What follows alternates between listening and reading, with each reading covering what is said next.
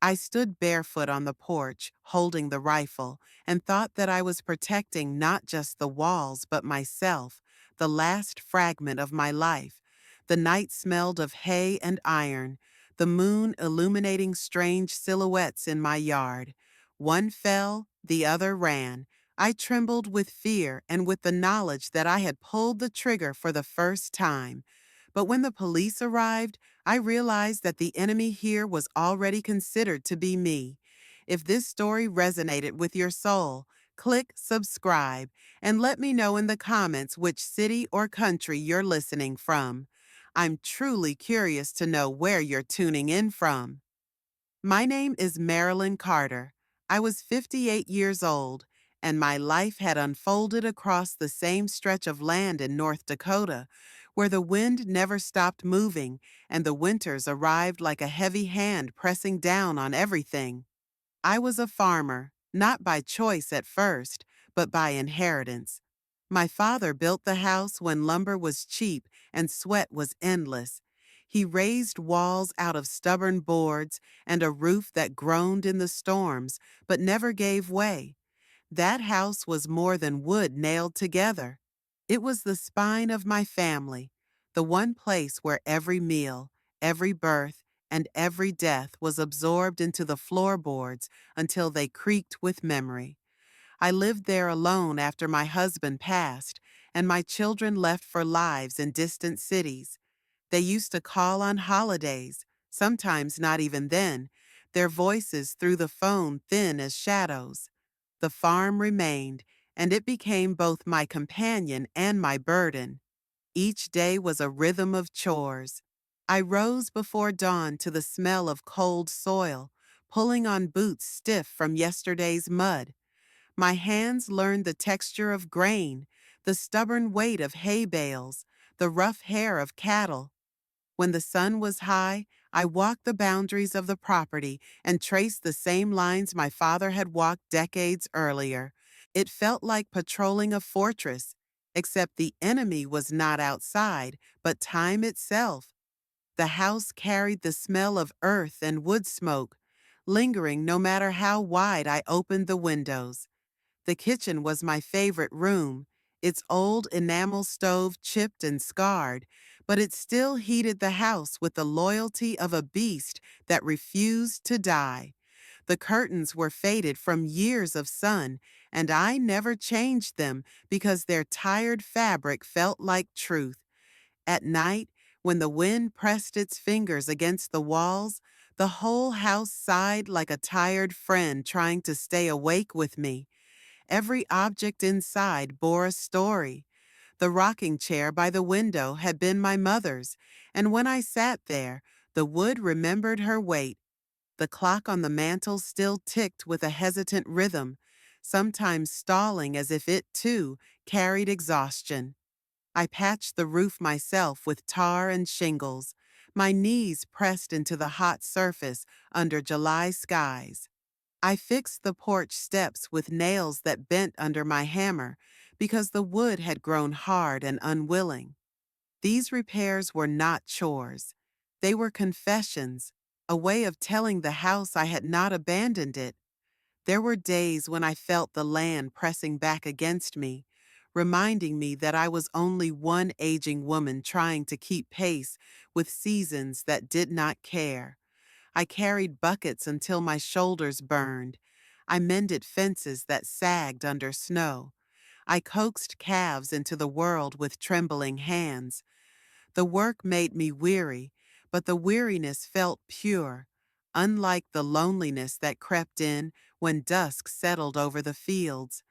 In those hours, the silence of the house was too wide, too empty, and I walked from room to room as if I were searching for ghosts who might remind me that I was not forgotten. The town was miles away, a scattering of stores and a diner where the coffee tasted like it had boiled for days. I went there rarely, only when supplies ran out or when winter demanded salt for the icy steps. People nodded politely, asked how the farm was holding up, and their eyes flickered with the knowledge that I was alone out there. Alone meant vulnerable. I felt their pity like a second skin, and it made me tighten the locks on my doors every night. Still, the house held me, even when my body ached from the labor. Its walls carried my secrets and my prayers, though no one but the wind could hear them. When I lay in bed, I traced the knots in the wooden ceiling with my eyes, and I told myself that as long as the house stood, I still had a place in the world. I still had roots. Without it, I would be a leaf in the storm, forgotten and swept away. There was pride in the life I had built, but pride could not quiet the unease that sometimes coiled in my chest. I knew the house was solid, but I was not. Age made my hands stiff in the mornings. My knees ached when I carried water from the pump, and my breath grew short when I climbed the stairs. The house could not protect me from my own decline. Worse, it could not protect me from strangers. In the middle of the night, when coyotes howled near the barn, I imagined footsteps on the porch, shadows shifting across the windows. I reminded myself that the locks were strong, that the shotgun hanging on the wall was loaded, but fear whispered that locks could be broken and walls breached. I walked the fields each morning, scanning for signs that someone had trespassed. The soil carried every mark: the imprint of deer, the claws of raccoons, the faint depressions left by boots that were not mine. Sometimes they were old tracks, fading into the dust, but even those stirred a tremor inside me. I thought of how word spread fast in small towns, how rumors about the woman alone on her farm might travel into the wrong ears. The thought of being seen as weak, as unprotected, gnawed at me harder than the loneliness itself. The house remained my fortress, yet I knew fortresses could fall. My father's voice echoed in my head whenever I ran my hand along the wood. A house is only as strong as the will of those inside it. His will had carried it for decades, and now it was my turn. But my will was weathered, and each season demanded more of it. Still, I carried on. I cooked simple meals. I swept the same worn floors. I listened to the creaks in the night and told myself they belonged to the house alone. The land beyond my windows stretched wide and unbroken, a sea of grass bending to the wind. That horizon was freedom to some, emptiness to others. To me, it was both. Freedom because no one told me what to do, emptiness because no one came when I needed them. The farm was my cage and my salvation, my punishment and my pride. I clung to it not because it was easy, but because it was all I had left. And so I lived inside the house that held me, binding myself to it like a promise. I told myself I would remain as long as I could walk its rooms and feel the weight of my family's history in every corner. I believed that the house and I shared a pact, that as long as I protected it, it would protect me. I did not yet understand how fragile that pact truly was, or how quickly the walls that had carried me for a lifetime could become the walls that closed me in forever. The night began like so many others on the farm, heavy with silence and wrapped in the darkness that seemed to stretch without end. I had finished my chores earlier than usual, feeding the cattle and securing the barn doors against the restless wind. The autumn air had already grown sharp, and the fields smelled of dry grass and fading earth. I ate a small supper by the kitchen window, watching the sky fade from amber to the deep bruised purple that meant night was closing in. My body ached from the labor of the day, and I carried that exhaustion upstairs, certain that sleep would swallow me whole the moment I touched the bed. The house was so familiar to me that every sound belonged, every creak and groan cataloged in my mind. The furnace gave its low hum, the floorboards shifted as they always had, and the wind pressed its palm against the walls. It was comfort, the kind that lulled me into believing I was safe. Wrapped in blankets, I drifted into sleep with the old clock ticking unevenly on the mantel below. It must have been close to midnight when I woke. At first, I thought it was the wind again, that restless companion that rarely let the plains rest. But this sound was different. It was deliberate, a sharp crack, as though a foot had pressed too hard on frozen grass. I lay still, heart already thundering in my chest, ears straining for more. The silence stretched for a breath, and then came another sound. Low voices, hushed, broken by the distance, but undeniably human. A chill traveled up my spine, sharper than the cold of the room. I pushed back the covers and placed my feet on the wooden floor.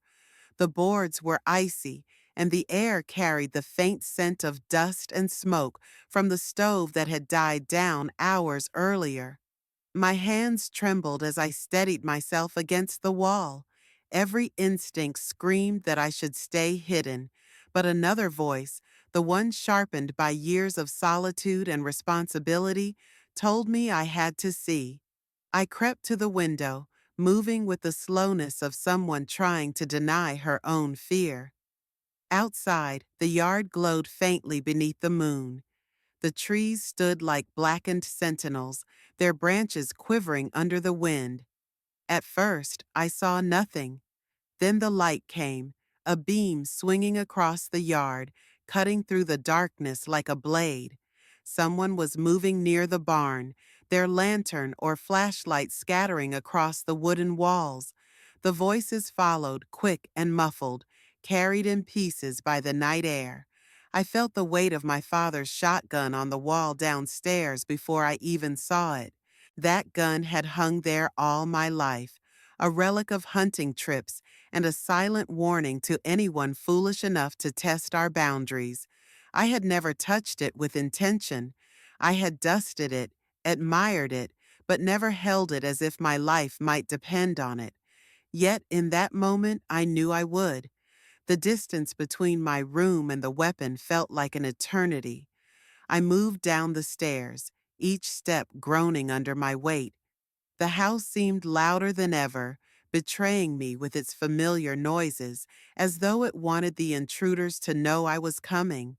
I held my breath, forcing myself to pause when the wind rattled the windows, hoping their ears were not sharp enough to distinguish between nature and me. My heart pounded in my ears so fiercely that I wondered if it might give me away before I reached the bottom. When I entered the kitchen, the air was colder, carrying a draft from the back door. My eyes went to the wall immediately, to the gun that hung there, waiting. My hands wrapped around the wooden stock, dry and rough from years of disuse. The weight surprised me, heavier than I had imagined, grounding me in the reality that I now stood armed in my own home. I felt the tremor in my arms, not just from fear, but from the gravity of holding something that could alter the course of my life in an instant. Through the window above the sink, I saw movement. A shadow slipped across the yard, long and angular, followed by another. They were closer now, near the steps of the porch, their voices low but urgent. I could not make out the words, but I did not need to. The intent was clear in their pace, in the way the light bobbed steadily toward my house. They had come not to wander or to pass, but to enter. I tightened my grip, the wood pressing into my palms. My breath grew shallow, each inhale scraping my throat like glass. I thought of my father, of how he used to say that land was worth nothing if you could not keep it. I thought of my children, gone into their own lives, unaware of how exposed I truly was. I thought of my husband's absence, of the empty bed upstairs that left me with no one else to call upon. And above all, I thought of the walls around me, the house that had carried generations of Carters, now depending on me alone to defend it. The first noise against the porch split the silence like an axe into wood. A step, deliberate and heavy, then another. The boards groaned beneath unfamiliar weight. The door rattled slightly as if tested by curious hands. My knees threatened to give way, yet I stood firm, pressing the barrel of the shotgun down toward the floor, unwilling to raise it yet, but unable to release it. I listened to the scrape of metal, the sound of someone trying to force the lock. My pulse surged. I could see their shadows now through the thin curtains, elongated figures shifting against the faint moonlight. Time slowed into fragments, the whisper of their breath, the shuffle of boots on old boards, the metallic click of tools against the lock that had always seemed strong until now. I whispered nothing, prayed nothing. I was beyond prayer. I was a woman standing on the line between her past life and whatever future might remain after this night. My body shook with the knowledge that once the threshold was crossed, I would never be the same again. The house that had been my sanctuary had become a stage, and I was the only actor left to play a part I had never rehearsed. The lock gave a sharp crack, and the door shifted inward a fraction. Cold air slipped through the gap, carrying with it the smell of damp earth and sweat from the men outside. I lifted the shotgun, its weight aligning with the racing of my heart. My finger brushed the trigger, not yet pressing, but feeling the inevitability of the motion. The night held its breath with me. The walls of the house leaned closer, listening, as if they too knew that this moment would decide everything. I was no longer just a farmer or a widow or a mother abandoned by distance. I was the sole protector of the life I had carved out of dust and labor. And as the door creaked open further, the truth settled inside me. The night was no longer my companion. It was my enemy, and I was standing at its edge. The moment my finger touched the trigger, I felt a strange stillness settle over everything. Time, so jagged and panicked only seconds before, stretched thin like glass. The air no longer moved. Even the wind that had howled through the trees seemed to vanish into silence, as if the world itself was holding its breath, waiting for me to decide who I would become. I wasn't thinking. I wasn't remembering. I wasn't calculating right from wrong. I was simply standing in my kitchen with a loaded shotgun, staring through a half-open door at the dark figure of a man stepping into my home. He wasn't running. He wasn't shouting. He was just moving forward, slow and deliberate, like someone who had already crossed the point of no return. I could see the glint of something in his hand, maybe metal, maybe nothing at all, but it didn't matter. In my mind, it was a threat, and in my body, it translated into fire. My arm jerked before my brain caught up, and the sound that followed was unlike anything I had ever heard. Louder than thunder, sharper than any scream I had ever released. It filled the kitchen, cracked the walls, and seemed to echo off the very bones of the house. The man fell. Not dramatically, not like in the movies. He dropped like a sack of grain toppling off a shelf, a loose collapse of limbs and weight that hit the wooden floor with a dull, sickening thud. For a moment, I didn't move. I couldn't. My body had frozen around the memory of recoil, my muscles still tight, my fingers still hovering as if locked in the same gesture that had summoned this terrible silence. The smell of gunpowder filled the room, stinging and bitter, mixing with the colder, subtler scent of fear. It clung to the walls, to my hands, to the edges of the curtains. I didn't look at his face right away. I couldn't bear to. I stared at his boots instead, muddy, worn, too big for someone who should have ever thought to enter another person's home uninvited. I wanted to believe he had meant to leave. I wanted to believe I had fired only because I had no other choice. But want and truth are rarely twins. My knees buckled and I sank to the floor, the shotgun slipping from my hands and landing beside me like a confession. I heard another noise outside, footsteps retreating fast, another shadow fleeing into the night, swallowed by darkness before I could even raise my head. They had left him here with me, bleeding on my kitchen floor, as if abandoning him would erase their part in all of this, as if running could keep them clean. I crawled toward the phone. Every inch of movement felt slow and surreal, as if I were moving underwater, as if I were dreaming someone else's nightmare. My fingers trembled too much to dial the numbers properly the first time. When I finally reached the dispatcher, I couldn't even remember my name. I spoke in pieces, in fragments, my voice low and breaking, telling them what I had done, what had happened, what I thought I saw, what I feared was true. I don't know if they believed me. I don't know if I sounded like someone defending her life or someone trying to justify the worst mistake she'd ever made. The police arrived quickly, too quickly. Their lights cast long blue shadows across the fields, spinning like searchlights through the night. My house, once hidden by distance and darkness, was now lit up like a crime scene on television. I sat on the porch steps, wrapped in a wool blanket someone had draped over my shoulders, my face pale and streaked with the dirt I hadn't noticed clinging to my cheeks. I couldn't hear their words. I saw mouths moving, saw hands gesturing, saw gloved fingers checking pulses and tagging items and scribbling on notepads. But it all floated above me, disconnected from whatever was left inside. One officer spoke to me, but I barely registered him. He was young.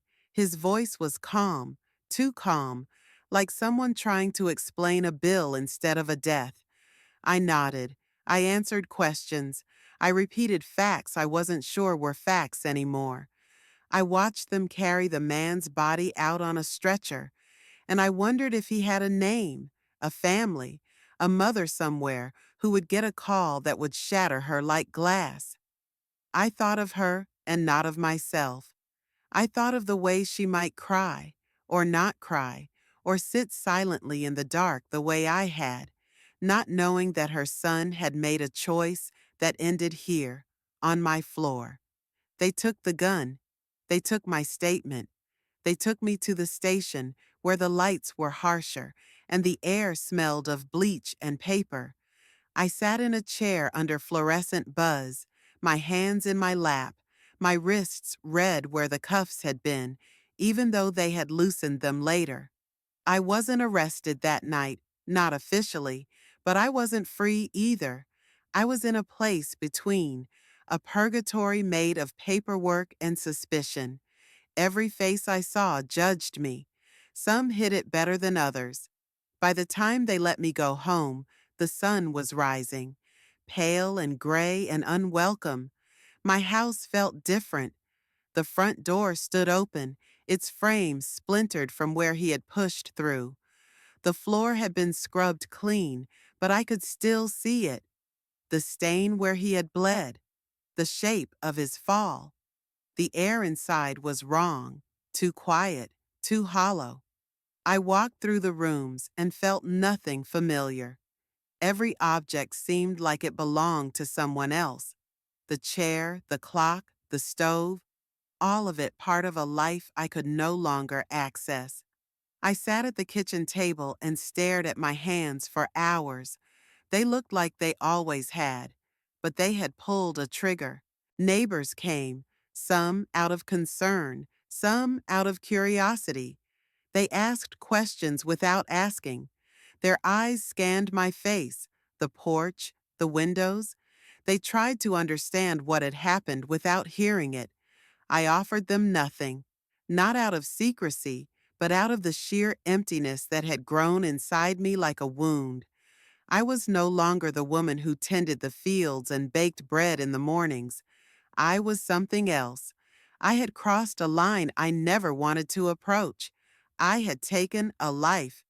The sheriff returned days later, not alone. There was talk of investigations, of the district attorney, of court. They explained things in dry terms, legal language that stripped emotion from the act. Use of force, self-defense, proportional response.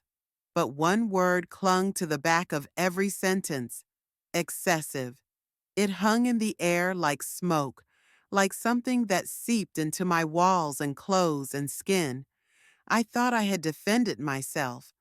I thought I had protected what little I had left. But the law didn't care about my fear, about the shadows that crept across my porch, about the metal glint I had thought I saw.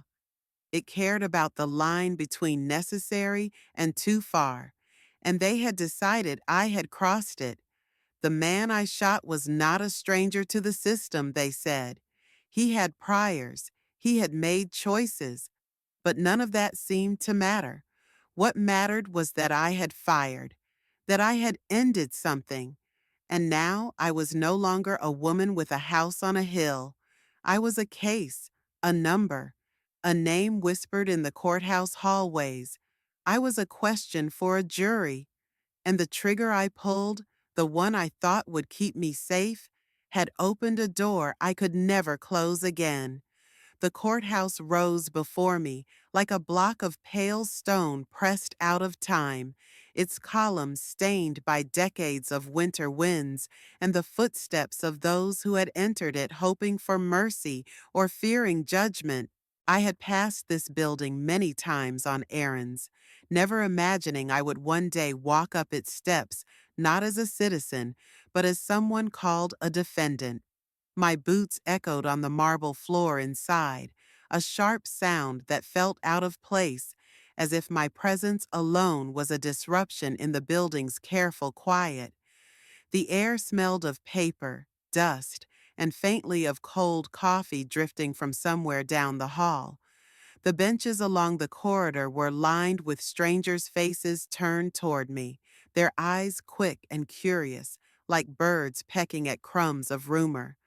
I had dressed simply, the way I always had, but under the fluorescent light, my clothes looked thin and out of place, as if they belonged to someone who hadn't yet realized her life was about to be dissected. My hands clutched the edge of a worn manila folder, but inside it was nothing that could save me. Only copies of papers, photographs of my kitchen, charts of the distances between doorways, cold diagrams of a warm home. It was strange how quickly life became evidence. When they led me into the courtroom, the ceiling opened high above me, too bright and too vast, like a sky I could never reach. The walls were lined with dark wood that glistened under polished oil, a sharp contrast to the people sitting stiffly in rows. A flag hung at the front, motionless, its colors muted by dust. Everything here felt ceremonial, but the ceremony was not for me. It was for the state, for the law, for the ritual of turning a person into a case. I sat at a table facing the judge's bench. My chair was hard and creaked when I shifted, but I sat straight, my back rigid, as though posture alone could defend me. Papers shuffled around me, pens scratched, and low voices murmured like insects in tall grass. Across the room, the prosecution occupied their space with ease, their suits pressed, their laptops glowing faintly. They moved with the confidence of people who belonged here, who knew the language of this place, who would never be mistaken for the accused. When the judge entered, everyone rose. I followed, my knees trembling, the sound of chairs scraping on the floor like a wave of compliance. Then we sat again, and the silence thickened, heavier now, punctuated only by the clicking of keys and the clearing of throats. My name was spoken aloud, drawn out in the formal tone of a summons, as if it were no longer mine, but a title attached to an accusation. They began to recount the night in words that were not mine. Each detail was a thread pulled from the fabric of my memory and rewoven into something colder. They spoke of use of deadly force, premises entry, injury resulting in death. They spoke of distances and angles, of light levels and reaction times, as though fear could be measured in feet and seconds. The man who had entered my home was no longer a trespasser in their telling, but a victim, his past stripped of weight, his choices erased until only his wound remained. And I was no longer a woman alone on her farm. I was the one who had fired, the one who had crossed the line. I stared at the polished surface of the table in front of me, at the faint reflection of my own hands. They looked like any woman's hands, lined with work, the skin rough from years of winter, the nails short and plain. Yet here they were, described in statements and exhibits. These same hands that had lifted a gun and pulled a trigger. I thought of the soil under my fingernails from the farm, how it had always felt like a claim to something honest. Now the soil was gone, scrubbed off, and the honesty with it. The prosecutor spoke with a rhythm meant to sound objective, but carrying an undercurrent of accusation. He gestured toward photographs of my kitchen, a neat space turned into a crime scene under bright flashes. He spoke of alternatives, of what I could have done instead, as though he had stood there in my skin that night. His voice was calm, even sympathetic at times, but each word was a small blade cutting away my version of the truth. I could feel the jurors' eyes on me, weighing my posture, my stillness, my age. Was I a frightened woman or a reckless one? Did my silence make me guilty or dignified? My lawyer whispered questions I barely understood. He was assigned to me, overworked, his tie crooked, his hands quick with papers, but slow with comfort. He had read my file, but he had not stood in my kitchen. He could not convey the smell of gunpowder, the way the moonlight looked on a stranger's shoulders, the trembling of my breath before the shot. Those things existed only in me, but here they counted for nothing. As testimony unfolded, I felt myself shrinking, becoming less of a person and more of a shape at a table. They displayed my shotgun as Exhibit A. Its wood gleamed under the lights, a relic from my father now turned into an artifact of wrongdoing. They measured its barrel, weighed its force, spoke of its capacity. No one spoke of the nights it had hung quietly on the wall, gathering dust as a symbol of safety rather than violence. I realized then that the court was not built to hold my story. It was built to fit my actions into the narrow lines of statute and precedent. My fear, my isolation, my life, these were inconveniences, distractions from the case they wanted to argue.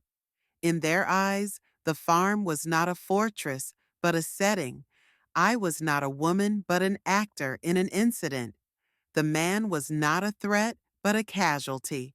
I was the variable to be solved, the problem to be punished. Hours passed, though time lost its meaning inside those walls. I sat and listened as they shaped my life into something unrecognizable. They recited my phone call to dispatch, playing back my voice trembling and fractured. They showed the jury the broken lock on my door, the photographs of muddy footprints across my porch. Each image was a shard of a mirror reflecting me as someone I didn't know. By the time court adjourned that day, the air felt thin, as if it had been wrung out of me. I walked out through the same hallway lined with wooden benches, but now the faces watching were no longer curious. They were certain. They had seen enough to decide who I was. Outside, the sky was pale and wide, and the wind bit through my coat. People moved around me on the steps, their conversations low and private. My own footsteps sounded heavy, like the tread of someone condemned. In that moment, I understood that I had crossed another invisible threshold. It wasn't just that I had pulled a trigger. It wasn't just that a man had died. It was that the place meant to weigh fairness had already turned me into a symbol of wrongdoing. The courthouse loomed behind me, its windows reflecting the gray sky like blind eyes. I stood at the edge of the street, small against its size, and felt the last threads of belonging slip from me.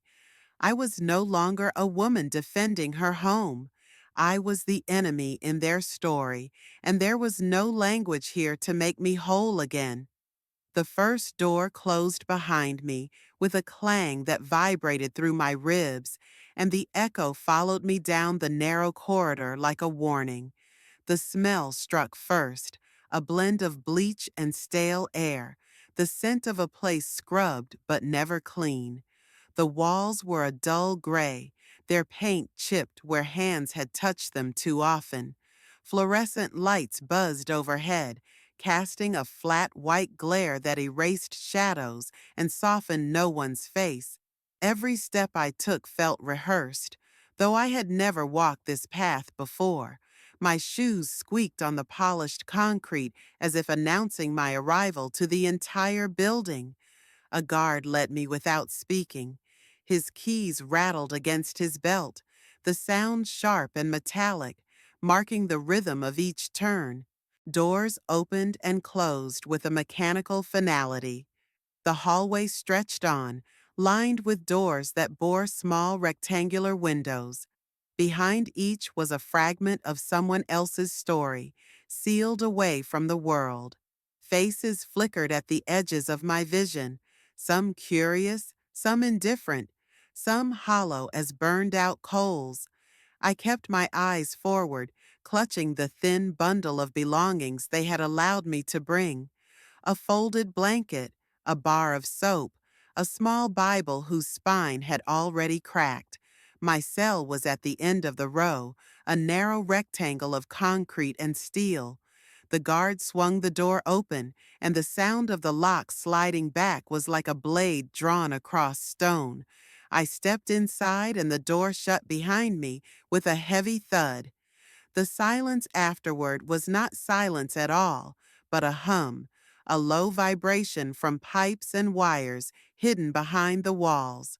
The cell contained a metal bunk bolted to the floor, a thin mattress wrapped in plastic, a small sink, and a toilet no taller than my knee. Everything was bolted down, nothing left to move or rearrange, as though even the illusion of control was forbidden. I placed my belongings on the mattress and sat down slowly. The springs sagged under my weight, their protest muffled by the thin padding. The air felt denser inside, heavy with breath and despair, as if hundreds of people had exhaled into this space and the room had swallowed it whole. I touched the cold cinder block wall behind me, tracing its roughness with my fingertips. It felt like touching time itself, unforgiving, endless, without warmth. The noises of the prison drifted through the corridor, footsteps, the distant slam of another door, a voice rising and then falling into nothing. Somewhere a television murmured through static. Laughter erupted briefly, sharp and brittle, then cut off. These sounds were pieces of a larger life, one I had not yet joined but could not escape. They reminded me of the wind across my fields, but without freedom, only the restless movement of people caged together. I lay back on the bunk and stared at the ceiling. It was low, marked by faint stains, a patchwork of water and time. My hands rested on my stomach, and I felt the tremor still running through them, a leftover pulse from weeks of trial, from months of waiting, from a single night that had remade me. I tried to breathe deeply, but each inhale felt like drawing in dust. In the cell across from mine, a woman coughed. In another, someone muttered words I couldn't understand. I wondered what they saw when they looked at me. A new arrival, a stranger carrying the smell of the outside world, a woman who had crossed some invisible line. The prison had its own currents, its own judgments. Here my name and my story meant little.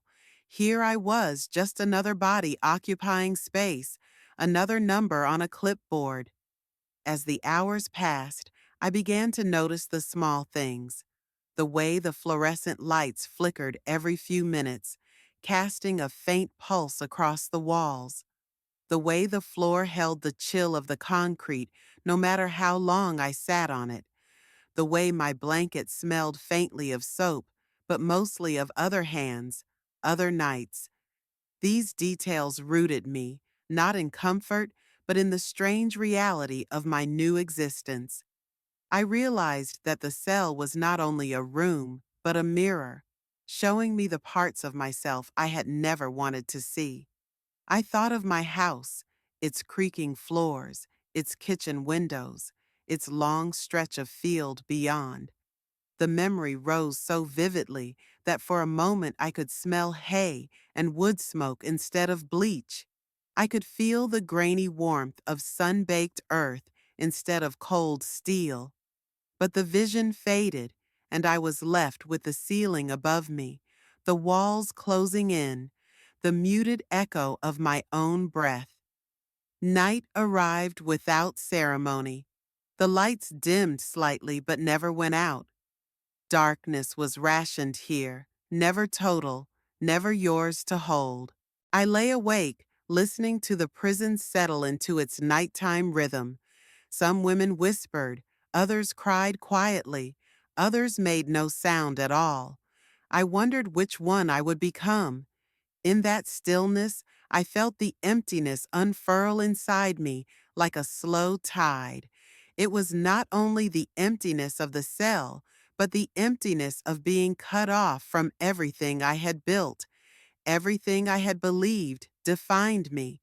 My land, my animals, my kitchen table, all gone, not destroyed, but removed from my reach, as if someone had drawn a curtain between me and my own life. The cell did not just confine my body, it hollowed out my identity, leaving only a shape without purpose. I pressed my palms flat against the mattress and focused on the faint vibrations traveling through the concrete. Somewhere deep in the building, water rushed through pipes. Somewhere a door clanged shut. Somewhere a guard laughed. These sounds were my new landscape. They were the rivers and winds of this place, and I would have to learn them the way I had once learned the seasons of my farm. I closed my eyes and tried to remember the sky. Not the gray sky over the courthouse, but the sky above my fields on a clear morning, blue and endless.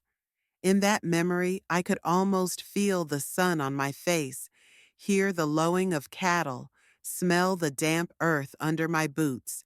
But even that memory began to feel fragile, like something borrowed. The longer I lay in that cell, the more the farm seemed like a story someone had told me long ago, about a woman I used to be. The cell was not large, but it was infinite in its own way. It stretched inward, into the hollows of my mind, into the rooms of regret and fear I had never opened. It was a place built not just of concrete and bars, but of echoes, echoes of every choice, every silence, every moment that had led me here.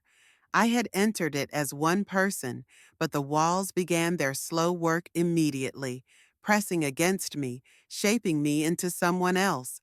I sat up before dawn, unable to sleep, and watched the pale light seep in through the narrow window high above. It was only a slice of sky, a faded gray rectangle, but it was all I had. Dust floated in the beam like tiny seeds, drifting without direction.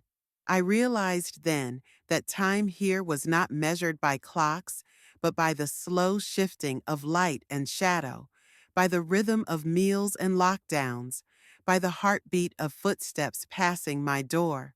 The emptiness settled deeper, but inside it there was also a strange clarity.